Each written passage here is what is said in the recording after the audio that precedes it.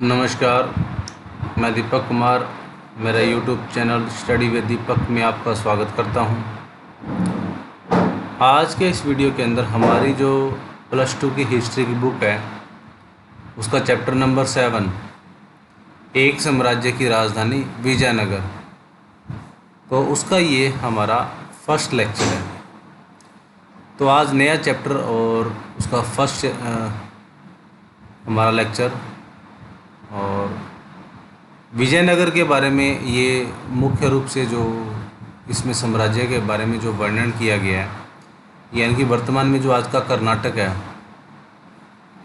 और यहाँ 14वीं से लेकर 16वीं शताब्दी के अंतर्गत इस साम्राज्य का विस्तारित रूप से जो विस्तार है उसका वर्णन है इस जो लेसन के माध्यम से वो बताया गया है। तो जैसे आपको पता है कि हिंदू धर्म के अंतर्गत अगर बात की जाए तो दक्षिण भारत के जो राज्य है उसका सबसे महत्वपूर्ण जो पार्ट है वो माना जा सकता है, और इसी के अंतर्गत जो विजयनगर है उसकी जो संरचना बनाई गई थी शुरुआती दौर के अंतर्गत, वो इसी संदर्भ में उसको वर्णन है वो किया जा सकता है। इसके साथ साथ इसको सामाजिक, आर्थिक और राजनीतिक तौर पे अगर इसको देखा जाए तो काफ़ी महत्वपूर्ण इसको माना जा सकता है। किस तरीके से इसका जो गठन है वो उसकी जो प्रणाली है वो अपनाई गई थी, इन सभी का जो वर्णन है इस चैप्टर के माध्यम से किया गया है। तो अलग अलग इसका वर्णन के आधार पर जो इसकी संरचना के बारे में जो बताया गया, तो मुख्य तौर पे इसमें 14वीं से लेकर 16वीं शताब्दी तक इसका वर्णन है वो किया गया। विजयनगर अथवा विजय का शहर एक और शहर और साम्राज्य दोनों के लिए प्रयुक्त नाम है। जिस तरीके से इसका वर्णन है वो किया जाता है विजयनगर, वो विजय के शहर के नाम से इसका वर्णन एक साम्राज्य है और एक शहर के रूप में वर्णन है वो किया जाता है। इस साम्राज्य की स्थापना 14वीं शताब्दी में की गई थी। अपने चरमोत्कर्ष पर यह उत्तर में कृष्णा नदी से लेकर प्रायद्वीप में सुदूर दक्षिण तक फैला हुआ है। तो इसका जो विस्तारित रूप की अगर बात की जाती है तो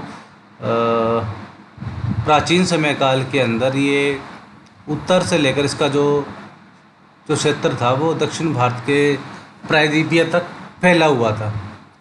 1565 में इस पराक्रमण पर इसे लूटा गया और बाद में यह उजड़ गया था। तो लगभग 1565 के बाद समय काल के दौरान इस पर आक्रमण करने के बाद इसको लूट लिया गया था। उसके बाद इसका जो अस्तित्व है वो विखंडित है वो हो गया था। हालांकि 17वीं 18वीं शताब्दी में यह पूरी तरह से विनष्ट हो गया था, पर फिर भी कृष्ण तुंगभद्रा द्वीप क्षेत्र के निवासियों की स्मृति में यह जीवित है वो रहा था। तो जो दो मुख्य क्षेत्र के आसपास का जो क्षेत्र माना जाता है, जिसे कृष्णा और तुंगभद्रा नदी के रूप में जाना जाता है, अगर उनके जीवन यापन या काल की बात की जाए तो काफ़ी अधिक मात्रा में विस्तृत जो स्मृतियाँ उनके ऊपर जीवित है, लेकिन पूरी तरह से 17वीं 18वीं शताब्दी के अंदर ये विनष्ट हो गया था। इन्होंने इसे हम्पी नाम से याद रखा। इस नाम का आविर्भाव यहाँ की स्थानीय मातृ देवी पंपा देवी के नाम से जुड़ा हुआ है, यानी स्थानीय लोगों के द्वारा इसे हम्पी जो साम्राज्य का नाम है वो दिया गया था। और हम्पी जो ये नामकरण है वो वहाँ की जो मातृ देवी है उसी के पंपा देवी के नाम पे इसका जो संबंध है या नामकरण है वो माना जा सकता है। इन मौखिक परंपराओं के साथ साथ पुरातात्विक खोजों, स्थापत्य के नमूनों, अभिलेखों तथा अन्य दस्तावेजों ने विजयनगर साम्राज्य को पुनः खोजने में विद्वानों की सहायता वो की थी।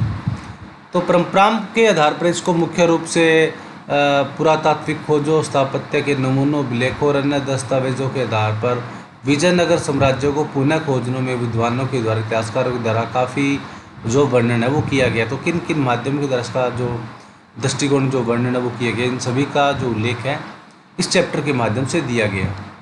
हम्पी की खोज। हम्पी के भग्नावशेष 1800 ईस्वी में एक अभियंता और पुराविद कर्नल डॉक्टर मैकेंजी द्वारा प्रकाश में लाए गए थे। मैकेंजी दो ईस्ट इंडिया कंपनी में कार्यरत थे।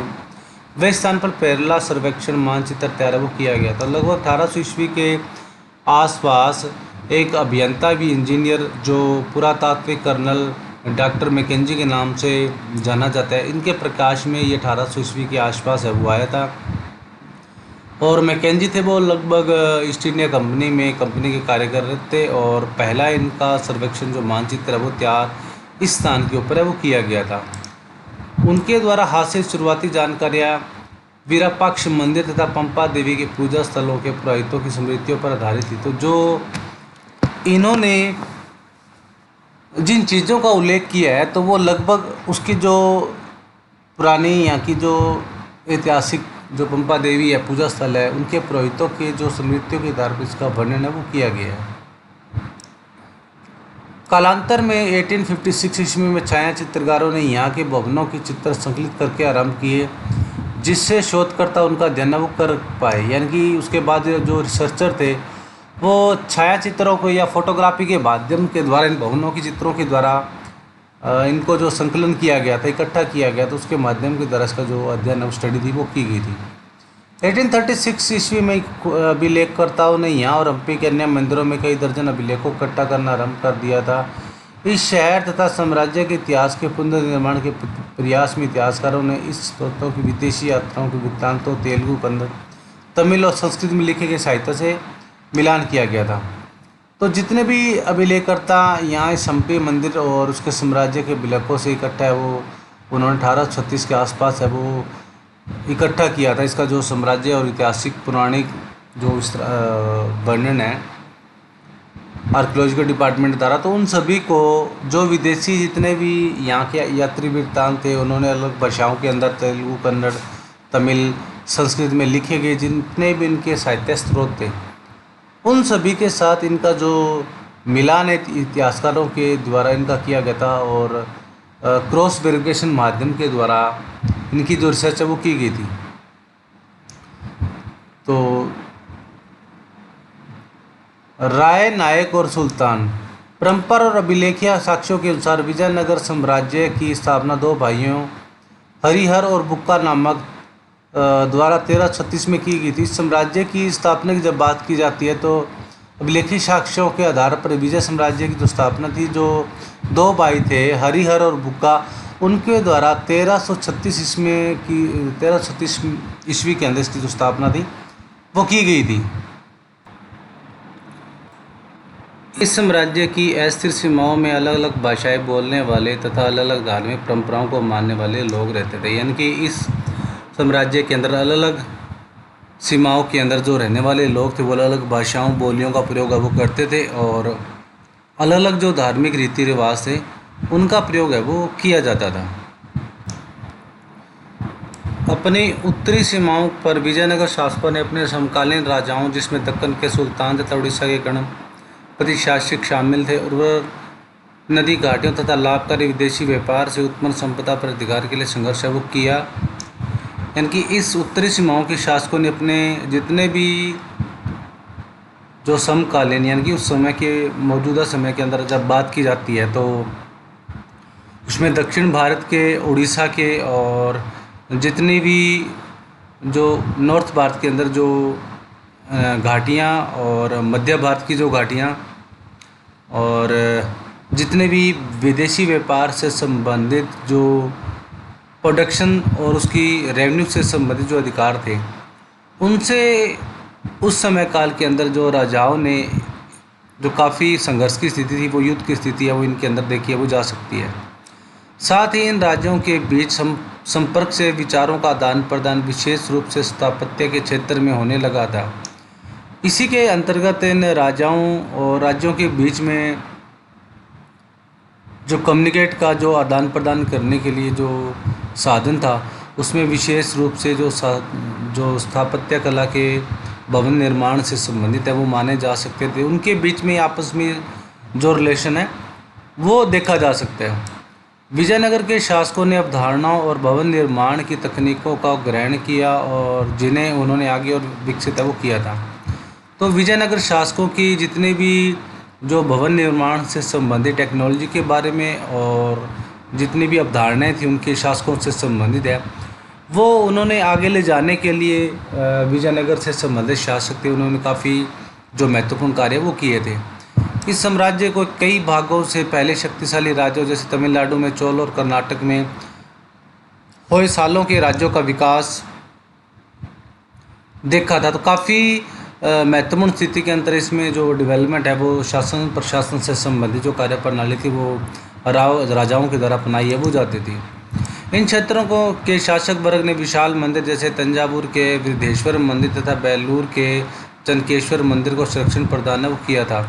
तो इसी शासकों के अंतर्गत जो राजाओं के समयकाल के अंतर्गत दो तंजावुर के जो मंदिर थे जिसके अंदर वृद्धेश्वर मंदिर और बेलूर के चनकेश्वर मंदिर को नाम दिया जा सकता है, जिसमें काफ़ी ज़्यादा जो संरक्षण का जो कार्य है इन्होंने प्रदान किया था, यानी कि सुरक्षित रखने के लिए काफ़ी सारा जो प्रोत्साहन है वो इन राजाओं के द्वारा किया गया था। विजयनगर के शासकों जो अपने आप को राय कहते थे, इन परंपराओं को आगे बढ़ाया और जैसे हम देखेंगे उन्हें नई ऊंचाइयों तक पहुंचाया था। तो विजयनगर के शासकों द्वारा अपने आप को या नाम के पीछे राय लगाने की जो प्रणाली थी वो प्रचलित थी। तो इनको राय के अंतर्गत इनको संबोधित है वो किया जाता था और इसी परंपरा को इन साम्राज्य और इनके साम्राज्य विशेषताओं लेकर जितनी भी जो प्रणाली थी वो अलग अलग समय काल से जो प्रणाली थी वो देखी जा सकती है। तो इस तरीके से हम देख सकते हैं कि जो विजयनगर साम्राज्य का जो विकास है शुरुआती दौर के अंदर इसका जो प्रतिनिधित्व है वो काफ़ी महत्वपूर्ण शासकों के अंतर्गत देखा जा सकता है, जिन्होंने समय काल के साथ साथ जो जिन विपरीत परिस्थितियों के साथ काफ़ी जो संरक्षण की जो नीति है, चाहे वो राजनीतिक तौर पर रही हो, आध्यात्मिक तौर पर रही हो, धार्मिक तौर पर रही हो, राजनीतिक तौर पर रही हो या साम्राज्य विस्तार की नीतिगत तौर पर रही हो, तो काफ़ी इन्होंने जो कार्यगत नीति है वो अपनाई है। तो आज का लेक्चर बस इतना ही, और इसी के अंतर्गत अगर आपको मेरा ये वीडियो पसंद आए तो प्लीज़ इसे लाइक करें। अगर आपने मेरा यूट्यूब चैनल सब्सक्राइब नहीं किया है तो मेरा यूट्यूब चैनल स्टडी विद दीपक को सब्सक्राइब कर लें और दिए गए बेल आइकन को क्लिक कर लें ताकि जो भी वीडियो अपलोड हो उसका नोटिफिकेशन आपको मिलता रहे। इसके साथ साथ मेरे वीडियो को ज़्यादा से ज़्यादा शेयर करें दूसरे बच्चों के साथ, इसे लाइक करें और जितने भी आपकी जानकारी में बच्चे हैं उनसे मेरा यूट्यूब चैनल है वो सब्सक्राइब करें। तो आज के लिए बस इतना ही, मिलते हैं अगले वीडियो में एक नए लेक्चर के साथ। तब तक stay home, stay safe and be positive.